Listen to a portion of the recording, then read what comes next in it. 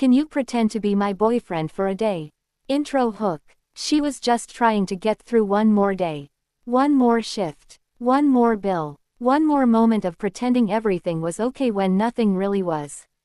But on a quiet Tuesday morning in a small Ohio town, a little girl with wide brown eyes walked up to a complete stranger and asked him something so unexpected, so honest, so heartbreakingly simple, that it stopped him dead in his tracks and changed both their lives forever.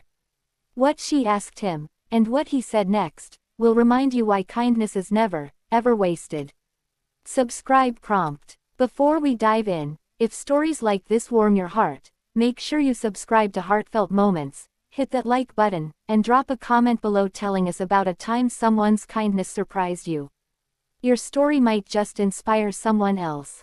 Now, let's get into it. Main story. Maya had been a single mom for 3 years. Not by choice, never by choice. Her husband, Daniel, had walked out the week after their daughter Lily was born, leaving behind nothing but a pile of unpaid bills and a broken promise. Maya didn't have time to grieve. She had a baby, a rented apartment with a leaky ceiling, and a job at a local diner that paid just enough to keep the lights on. Lily was 6 now, and she was everything. Bright, curious, funny in the way that only little kids can be, saying things so honest they made adults stop and stare. Maya worked the early morning shift so she could pick Lily up from school every afternoon. They didn't have much, but they had each other, and Maya told herself that was enough. Then came the school announcement. Lily's elementary school was hosting its first ever Family Fun Day, a Saturday afternoon event where kids could bring their whole family, play games, take photos, and enjoy a picnic on the school lawn. Maya read the flyer and felt her heart sink just a little. It wasn't the picnic that worried her. It was one specific activity listed at the bottom, the family portrait booth, where every family would take a photo together, moms, dads, grandparents, siblings. Lily had circled that part with a red crayon and taped the flyer to the fridge.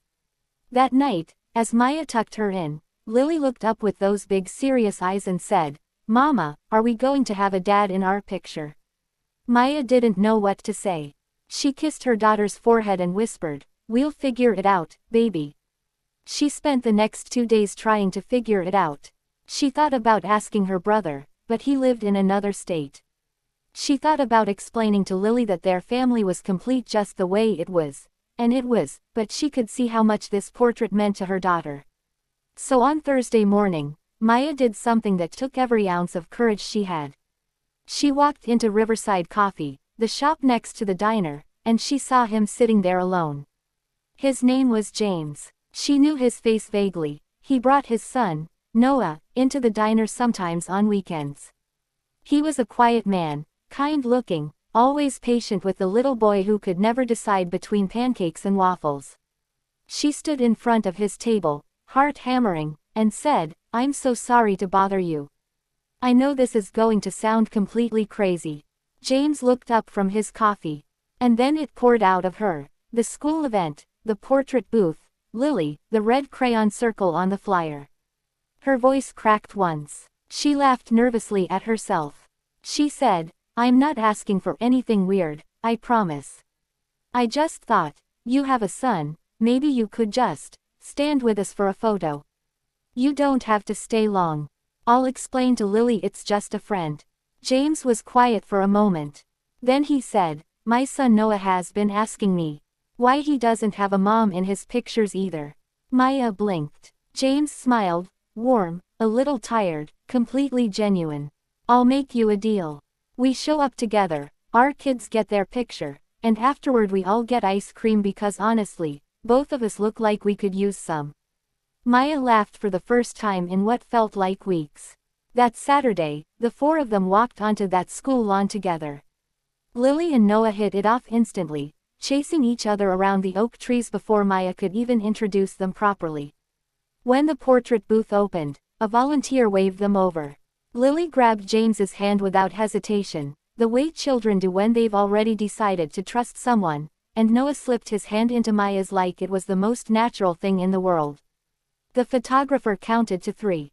They all smiled. In the photo, you couldn't tell there was any unusual story behind it.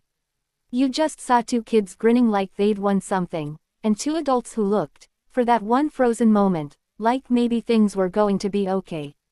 After the ice cream, as Noah and Lily compared sprinkle counts, James said quietly, "Thank you for asking me.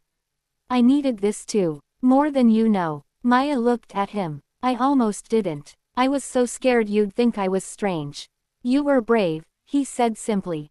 "That's different." They exchanged numbers that day, not out of romance, but out of something quieter and more important, the recognition that kindness shared between strangers can build something real. Over the following months, their families became a kind of chosen family. Noah and Lily grew up as the best of friends. Maya and James leaned on each other through hard seasons with the steady trust of people who had seen each other at their most vulnerable and chosen kindness anyway. Closing. All it took was one nervous question in a coffee shop. One man who chose to say yes instead of looking away. One moment where kindness decided to show up and change everything. You never know who around you is quietly asking for a hand to hold, not forever, just for today. And sometimes, just for today is enough to turn someone's whole life around. Be that person. Say yes. Show up. Because kindness isn't just a feeling. It's a choice, and it's always worth making.